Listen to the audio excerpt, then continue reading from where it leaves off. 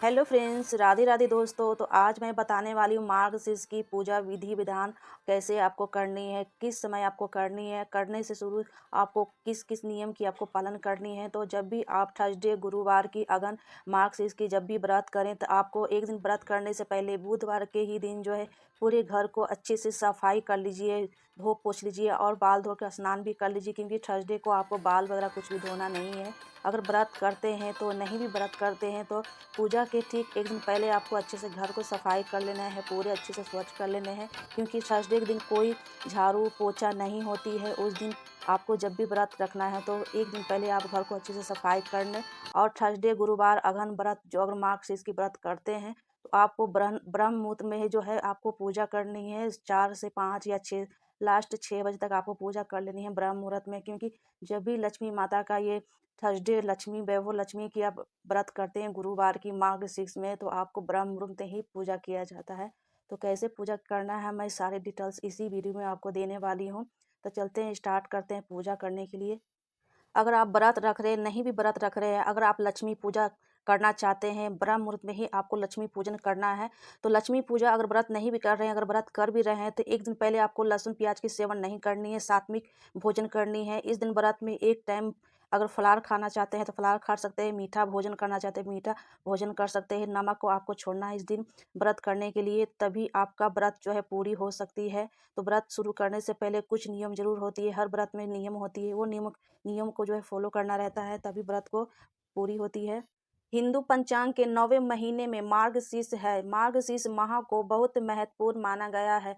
इसे अघन के महीने में भी कहते हैं। मार्गशीर्ष की महीने कृष्ण भक्तों के लिए विशेष महत्वपूर्ण होती है। कहते हैं कि इस महीने में जब तप और ध्यान करने से बिगड़े काम बनते हैं और मनोकामना पूर्ण होती है। इस महीने में कान्हा के मंत्र का जाप करने मात्र से ही सभी मनोकामना पूरी हो जाती है। इस बार मार्गशीर्ष का महीना 28 नवंबर से शुरू होकर 26 दिसंबर तक रहेगा। तो दोस्तों पूजा शुरू करते हैं लक्ष्मी माता की व्रत अगहन मार्गशीर्ष की पूजा। तो एक चौकी बिछानी है आपको, चौकी अच्छे से साफ कर ले, स्वच्छ कर ले। जहाँ भी आप पूजा कर रहे हैं तो वहाँ से अच्छे से गोबर या गेरू से आप नीप ले, पोंछ ले वहाँ, तभी आप पूजा शुरू करें। तो मैं एक चौकी बिछा ली हूँ, उसके ऊपर लाल कोरी का वस्त्र बिछाई हो, आसन जैसा भी आपके पास आसन हो लाल होनी चाहिए। तो यहाँ फोटो विराजमान की हुई हरि विष्णु और माता लक्ष्मी जी की फोटो है मेरे पास। अगर मूर्ति आपके पास है तो मूर्ति को रख के भी पूजा कर सकते हैं। तो मैंने यहाँ तांबे के कलश ली है, अगर पीतल के कलश है तो भी चलेगा। तो मैं यहाँ तांबे और पीतल के कलश बनती है, तो यहाँ मैंने तांबे के कलश पर स्वास्तिक बना लेती हूँ कुमकुम से। कुमकुम माता लक्ष्मी की आप पूजा करने जा रहे हैं तो कुमकुम से स्वास्तिक बना लेते हैं लोटे पे, कलश पे।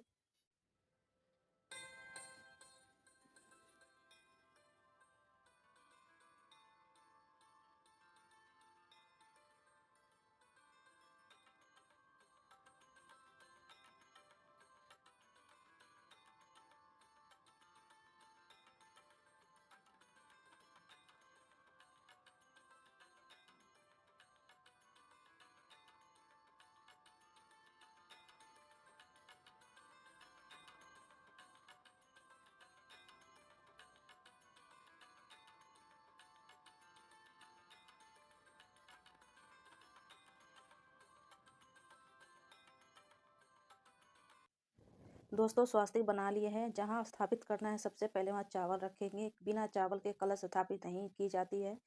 जहाँ भी आप पूजा कर रहे हैं कलश स्थापित कर रहे हैं तो चावल थोड़ी या बहुत आप अष्टदल भी बना सकते हैं। मैं अष्टदल नहीं बने, थोड़ी सी चावल रखकर मैं कलश स्थापित कर रही हूँ, आप चाहें तो अष्टदल बना सकते हैं। चावल पर ही कलश को मैंने स्थापित कर दिया। शुद्ध जल आपको लेनी है, थोड़ी सी गंगा जल मिला लेनी है।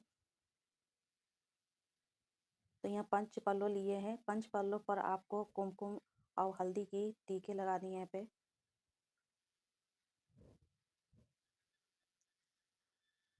तो हल्दी और कुमकुम की तिलक लगाने के बाद 5 पल्लो जिस लोटे में आप कलश बनाए हैं उसी में आपको रखनी है।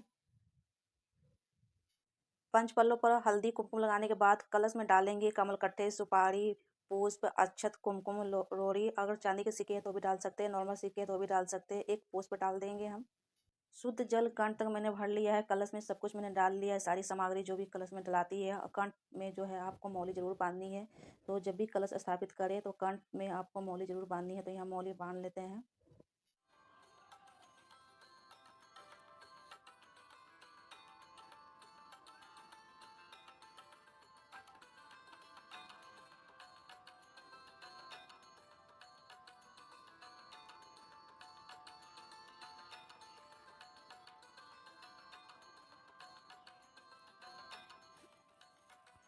जब भी आप कलश स्थापित करें तो कलश में आपको मौली ज़रूर कंठ में बाँधनी चाहिए। तो यहाँ मैं मौली बाँध लेती हूँ कलश में।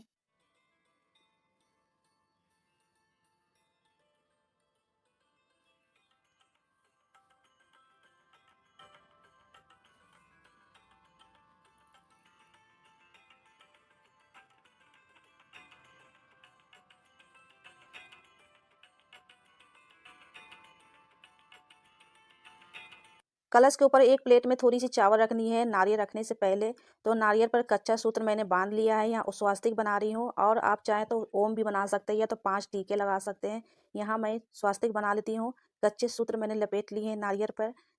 जिधर जटें हैं उधर आपको फेस रखने हैं, जटें हैं आपकी ओर रखनी है और मुख्य नारियल की जो मुख होती है तो वो लक्ष्मी माता की तरफ रखनी है आपको, इस तरह से रखनी है। कहीं-कहीं खड़े कर नारियल रखते हैं, तो मैं जैसे पूजा करती हूँ, मैं अपने जो मेरे यहाँ जो चलते आ रहा है उसी तरह से मैं आपको पूजा करके बता रही हूँ। तो एक आपको फूलों की माला लेनी है, नारियल के कलश के ऊपर रखनी है। जहाँ आपको गणेश जी विराजमान करना है वहाँ आपको थोड़ी-सी चावल रखनी है, जहाँ दिए प्रज्वलित करनी है, एक दीपक आपको प्रज्वलित करनी है लक्ष्मी और हरि विष्णु जी के सामने, तो वहाँ एक थोड़ी-सी चावल रख लीजिए और गणपति को जहाँ विराजमान करें वहाँ थोड़ी-सी चावल रखेंगे, गणपति को विराजमान करें। जहाँ लक्ष्मी माता की पूजन होती है वो बिना गणपति की पूजन पूरी नहीं होती है, तो सबसे सर्वप्रथम गणपति की जो विराजमान करने के बाद पूजन करेंगे। तो बिना गणपति के अगर गणपति नहीं है छोटे से तो आप सुपारी के भी बना सकते हैं। तो मेरे छोटे से गणपति हैं तो मैं इन्हीं को विराजमान कर कर पूजा करके फिर मंदिर में रख देती हूँ और जब भी पूजा करना रहता है, अगर फ़ोटो में गणपति बने हुए हैं तो उनसे भी कर सकते हैं। तो फ़ोटो में गणपति नहीं है तो मैं अलग से गणपति को विराजमान करके यहाँ पूजा जो शुरू कर रही हूँ और छोटे से प्लेट में मैंने माता लक्ष्मी की चरण पादुका रखी हूँ, थोड़ी-सी चावल रखने के बाद चरण पादुका है तो उन्हें भी रख सकते हैं पूजा में। तो सर्वप्रथम गणपति को स्नान कराएँगे शुद्ध जल से, मानसिक स्नान कराएँगे, तो यहाँ मैंने जल की छींटे दे दिए हैं। लक्ष्मी, हरि, विष्णु जी और कलश पर दीपक जहाँ रखे हैं वहाँ भी आपको पूजन करनी है। गणपति पर आपको जल के छींटे देने हैं। चंदन, पीले चंदन से पूजा होती है हरि विष्णु जी का और पीले चंदन गणेश जी को भी लगेगी और माता लक्ष्मी की आप कुमकुम या सिंदूर पीले वाले लगा सकते हैं। लक्ष्मी, हरि, विष्णु और गणपति को पूजन करने के बाद दीपक को भी आपको पूजन करनी है। कलश जहाँ स्थापित किए हैं वहाँ भी आपको पूजन करनी है। माता लक्ष्मी की चरण मैंने वहाँ रखी है। एक छोटी सी प्लेट में चरण है तो चावल रख के मैं वहाँ चरण को रखी हूँ।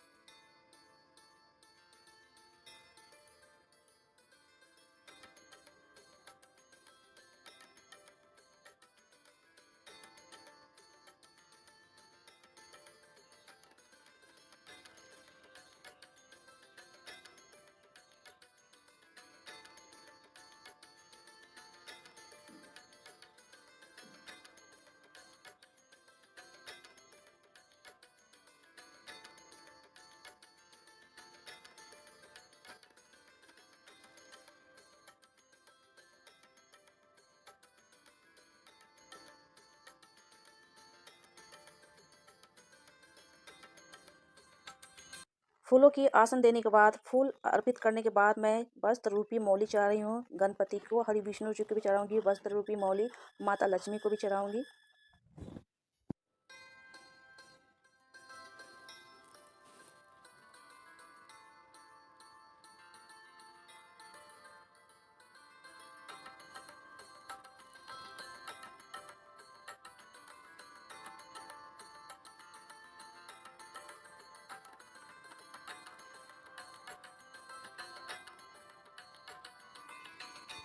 तो एक-एक करके हरि विष्णु जी को, गणेश जी को, माता लक्ष्मी जी को एक-एक सामग्री मैं पूजा की सारी एक-एक करके अर्पित करते जाऊँगी। मैं यहाँ लगाई हूँ इत्र, तो बिना इत्र के पूजा नहीं करनी चाहिए। तो हरि विष्णु जी की जहाँ बात हो तो बिना इत्र की पूजा हो ही नहीं सकती। माता लक्ष्मी इत्र की काफ़ी बेहद ही पसंद करती है इत्र लगाना।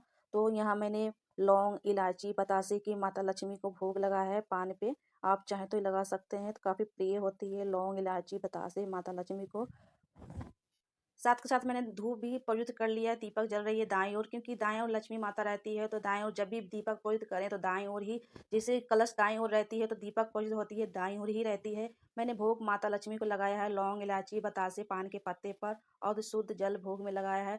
हरि विष्णु जी को मैंने अलग से भोग लगाया है क्योंकि बिना तुलसी दल के उनकी भोग पूरी नहीं होती है, बिना तुलसी दल के भोग स्वीकार नहीं करते हैं।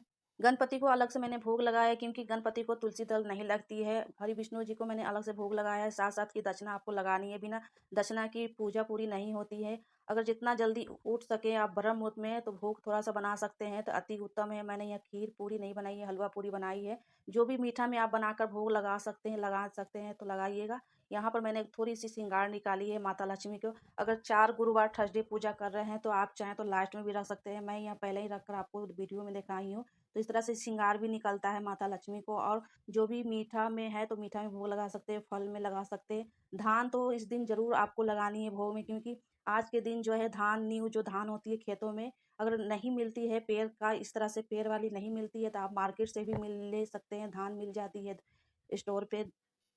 तो इस तरह के धान के बाल नहीं मिलते हैं अगर, तो स्टोर पर आपको मिल सकती है, जहाँ किराने स्टोर रहते हैं अनाज की, तो वहाँ धान भी मिल जाती है, जहाँ गेहूँ मिलती है, तो धान भी आसानी तरीके से मिल जाती है। अगर आपको इस तरह से बाल जो नहीं मिलती है धान के, तो आप दुकान से लेकर धान तो आपको भोग में ज़रूर लगानी चाहिए, क्योंकि इस दिन मार्गशीर्ष की जब भी व्रत होती है थर्सडे गुरुवार की अगहन की, तो उसमें धान की भोग ज़रूर लगती है।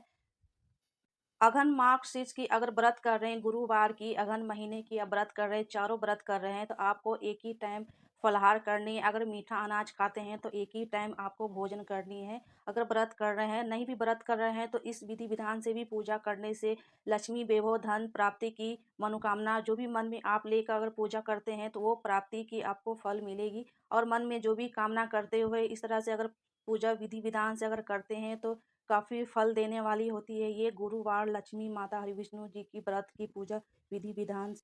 दोस्तों, मेरी पूजा वीडियो आपको कैसी लगी? अगर अच्छी लगी तो मेरे चैनल को subscribe, like, share, family friend में ज़रूर कीजिएगा नेक्स्ट वीडियो देखने के लिए, ताकि आप तक नोटिफिकेशन सबसे पहले मेरे वीडियोस मिल मिल जाएगी।